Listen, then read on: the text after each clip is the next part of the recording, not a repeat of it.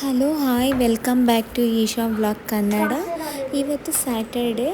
ನಾನಿವತ್ತು ಈವ್ನಿಂಗು ಮಕ್ಕಳಿಗೆ ರಜೆ ಇರುತ್ತಲ್ಲ, ನಮ್ಮ ಅಕ್ಕನ ಮಗಳು ಮನೆಗೆ ಬಂದಿದ್ಲು. ಸ್ಕೂಲ್ ಆಫ್ ಡೇನೇ ಇರೋದ್ರಿಂದ ಮನೆಗೆ ಬಂದುಬಿಡ್ತಾಳೆ ಬೇಗ. ಸೊ ನಮ್ಮ ಮನೇಲಿ ಇರೋದ್ರಿಂದ ಮಕ್ಕಳು ಅದು ಇದು ಏನಾದರೂ ತಿನ್ನೋದಕ್ಕೆ ಕೇಳ್ತಾರೆ.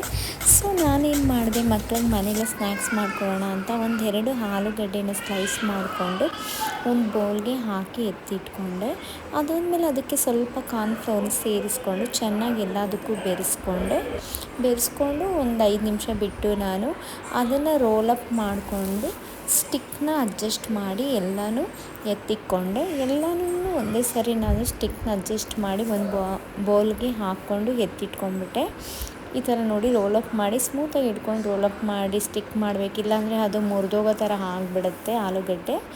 ಸೊ ನಾನು ಎಲ್ಲನೂ ಸ್ಮೂತಾಗಿಯೇ ಹ್ಯಾಂಡ್ಲ್ ಮಾಡಿಕೊಂಡು ಸ್ಟಿಕ್ ಮಾಡಿ ಎತ್ತಿಟ್ಕೊಂಡೆ.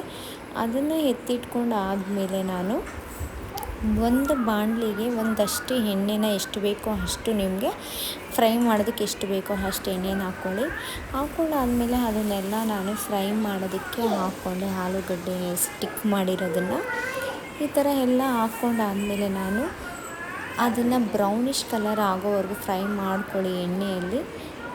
ಮಾಡ್ಕೊಂಡಾದಮೇಲೆ ಅದಕ್ಕೆ ಸ್ವಲ್ಪ ಚಿಲ್ಲಿ ಪೌಡರ್ ಮತ್ತು ಸಾಲ್ಟನ್ನ ಸೇರಿಸ್ಕೊಂಡು ಚೆನ್ನಾಗಿ ಮಿಕ್ಸ್ ಮಾಡಿಕೊಂಡ್ರೆ ಸಾಕು. ಇಲ್ಲಾಂದರೆ ಚಾಟ್ ಮಸಾಲ ಕೂಡ ಸೇರಿಸ್ಕೊಳ್ಬೋದು, ಅದಕ್ಕೆ ಏನು ಪ್ರಾಬ್ಲಮ್ ಇಲ್ಲ.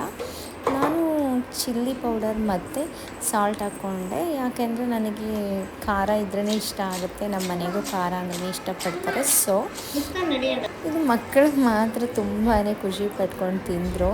ನಮ್ಮ ನವೀನ್ ರಿಯಾಕ್ಷನ್ ನೋಡಿ ಫೋನ್ ಇಟ್ಕೊಂಡು ಏನೋ ಮಾತಾಡ್ಕೊಂಡು ಅವನು ಕೂಡ ಇದು ಎಲ್ಲೋ ತಿಂಡಿ ಈ ಥರ ಟೇಸ್ಟು ಅಂತ ಇದ್ದರು. ತುಂಬಾ ಚೆನ್ನಾಗಿ